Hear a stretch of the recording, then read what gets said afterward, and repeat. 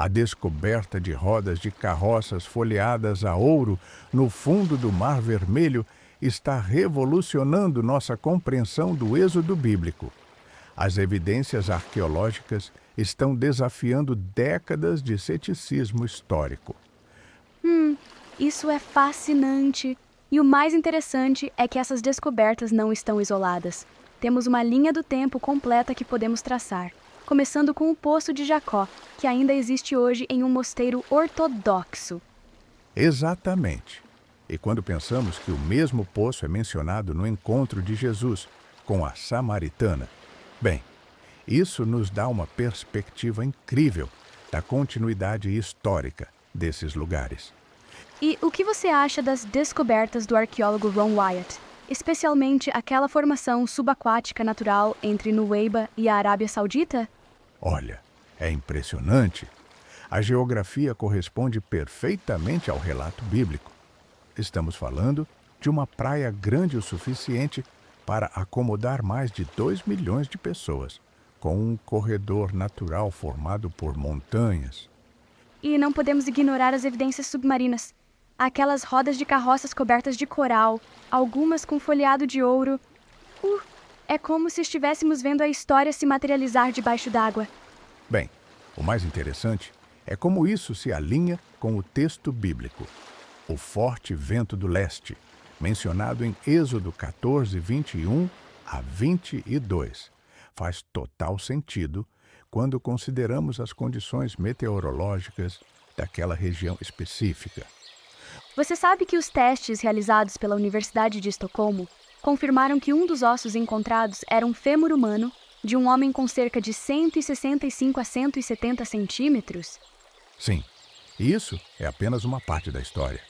As colunas comemorativas que Salomão mandou construir em ambos os lados do mar são, você sabe, como uma assinatura histórica do evento. As inscrições em hebreu arcaico mencionam especificamente Moisés, o faraó e Yahweh. E quando olhamos para o Monte Sinai, na Arábia Saudita, todas essas peças começam a fazer sentido, não é? As inscrições hebraicas encontradas na região são consistentes com a narrativa. Totalmente. E a descoberta da rocha em Horebe é particularmente interessante. Os geólogos confirmam que as marcas de erosão são consistentes com uma grande quantidade de água jorrando sob pressão, exatamente como descrito na Bíblia.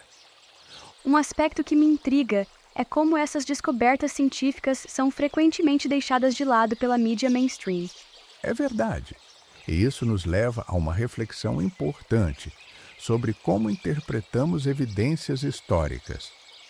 Quando Jesus se referia a Moisés e aos eventos do Êxodo, ele estava conectando pontos de uma história que agora podemos verificar arqueologicamente. E essa conexão entre história e fé é realmente profunda. A libertação física do povo hebreu prefigura algo muito maior na narrativa cristã. Sem dúvida, e cada nova descoberta arqueológica fortalece essa narrativa.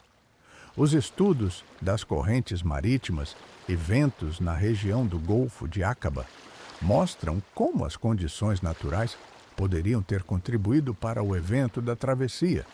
Então, você diria que essas descobertas estão mudando a forma como vemos a historicidade da Bíblia?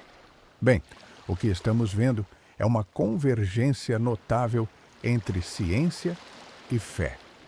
As evidências arqueológicas não apenas confirmam os relatos bíblicos, mas nos ajudam a entender melhor o contexto em que esses eventos ocorreram.